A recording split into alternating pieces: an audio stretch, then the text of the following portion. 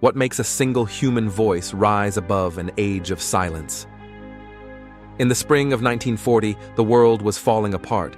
France collapsing, Europe burning, democracies crumbling one by one. And in the middle of that storm stood a man the world had already dismissed, a political exile, an aging bulldog, a relic of a fading empire.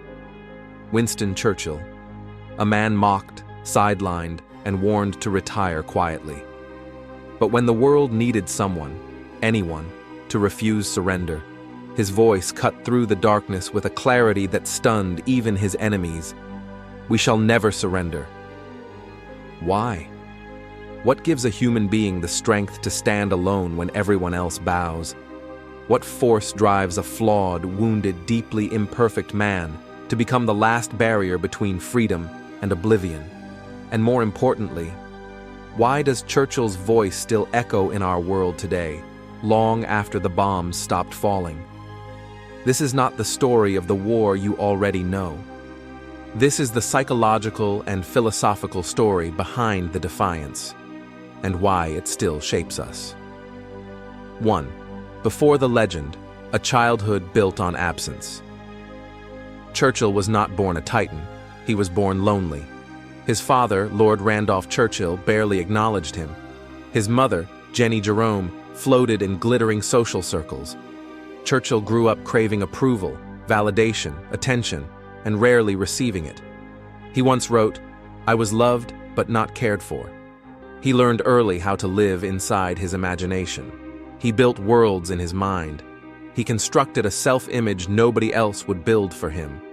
That psychological engine, the need to matter, to be heard, would become the pillar of his later defiance. He wasn't fearless by nature. He was driven by an internal pressure, the desperate need to prove himself worthy of love he never received, and it made him relentless. 2. The fire.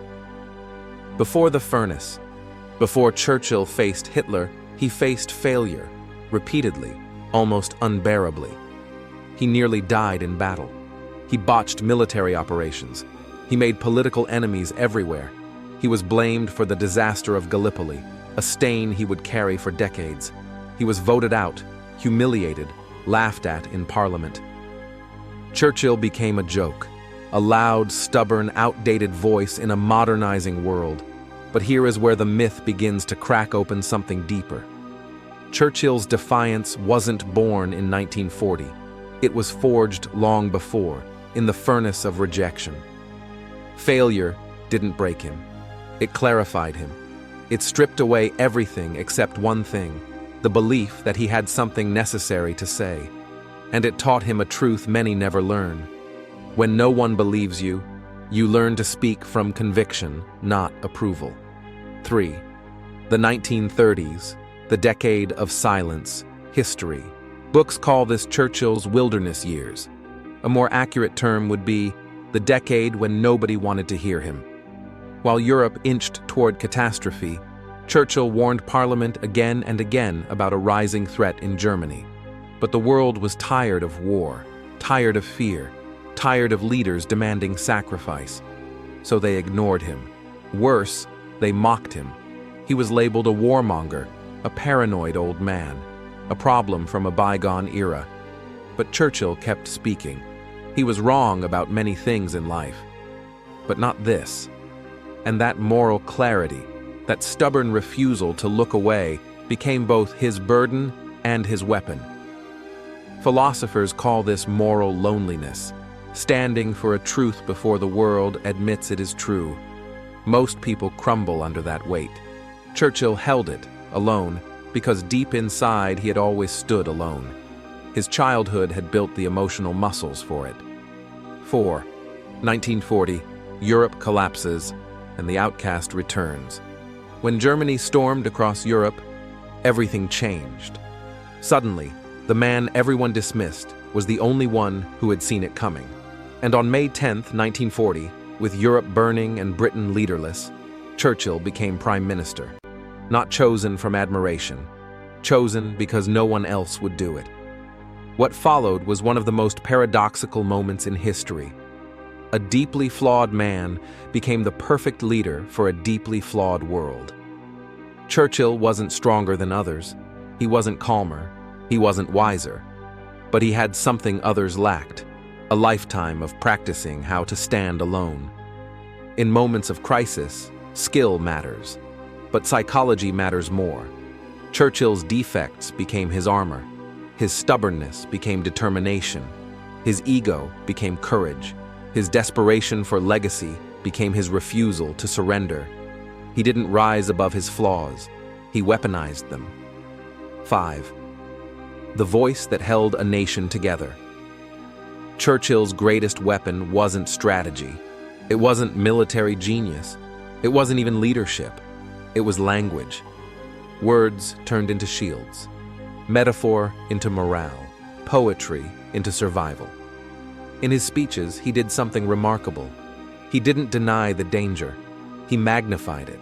He forced Britain to confront the darkness, then dared them to outlive it. He turned fear into something usable. He spoke as if failure were unthinkable, and in doing so, he made others believe it too. Philosophically, Churchill tapped into something ancient. The idea that meaning is created by speech, that courage is contagious, that resilience is taught, not inherited. His voice didn't just describe the world, it shaped it. 6. The loneliness of conviction. Despite the myth, Churchill never truly stopped standing alone.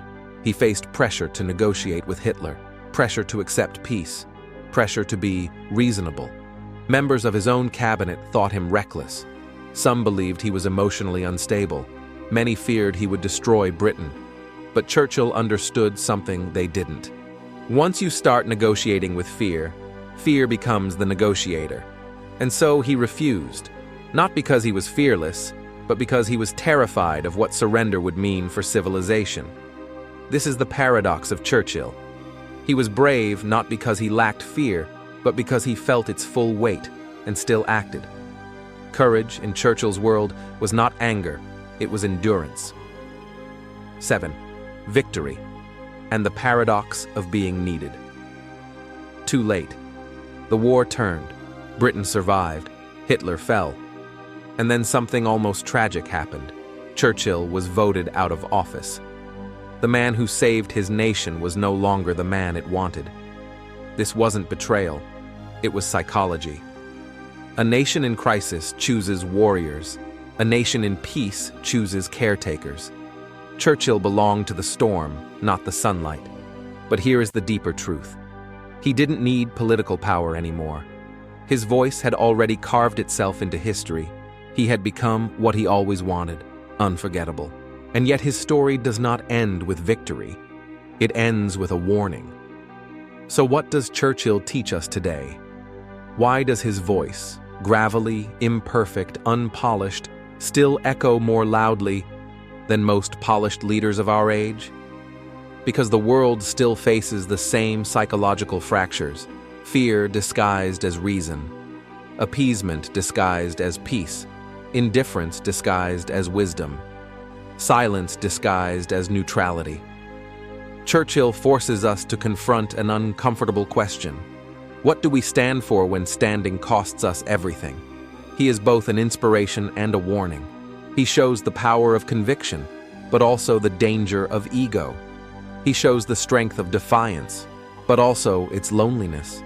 He shows the necessity of courage, but also its price. Churchill isn't a hero to imitate. He's a mirror forcing us to examine our own resolve.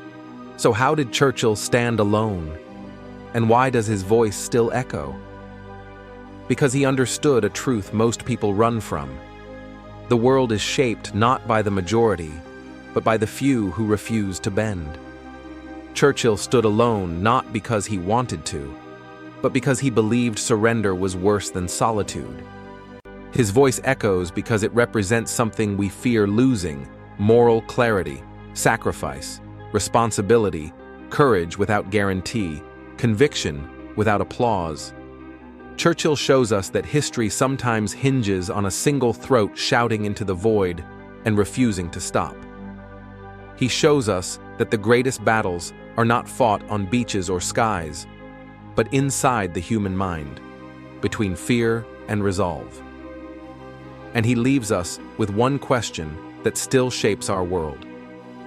When the moment comes for you to stand alone, will you recognize it? If you found meaning in this story, like, share, and subscribe to Timeless Questions, where we explore the forces, ideas, and individuals who shaped humanity's path and still shape us now.